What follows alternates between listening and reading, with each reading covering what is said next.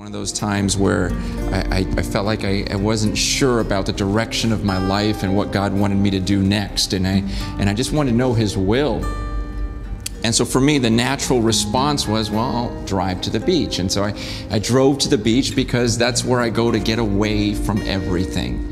And I still remember getting there way early in the morning and going to this little coffee shop across the street, and I got a little coffee, got my blueberry muffin, and then I went back to the car and pulled this blanket out of the trunk. And it was one of those perfect mornings as I'm walking towards the shore and the sun is just rising and there's no one else out there. It's just beautiful, and all I see is the ocean. The whole world's behind me. I'm just looking at God's creation. You know, seagulls are flying by. Just picture perfection as I'm just drudging through the sand, and then I lay down my little blanket and I sit down there with my little coffee and muffin, taking a little sip and admiring the sunrise. And then I open up the Bible. I open up God's Word. I'm reading different passages and just decompressing, right? Just getting my thoughts off of everything else except for God. And then there was that moment when I finally just looked out at the ocean and then just shut my eyes and I just prayed to God and said, God, speak to me now.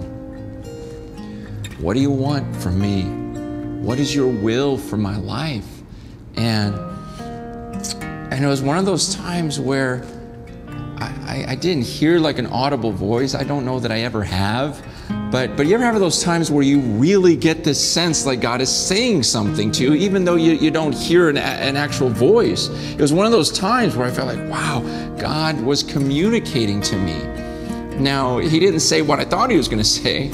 I mean, basically what God said, or what I heard anyways, was, oh, that's cute. Look at you and your little blankie, you know, with your little coffee and muffin. I hope you're comfortable.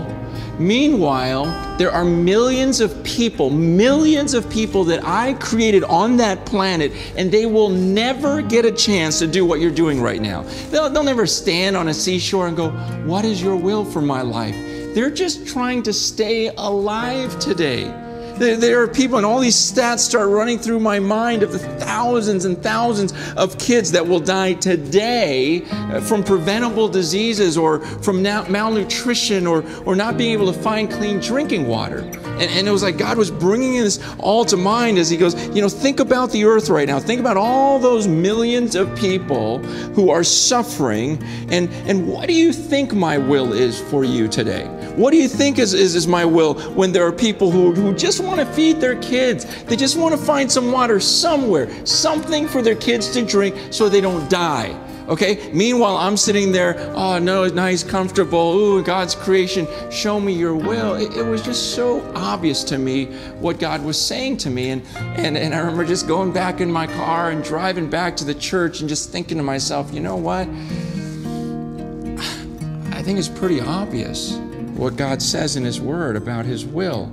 And I remember telling the church, look, I don't think we're even close to being serious about loving our neighbor as ourselves.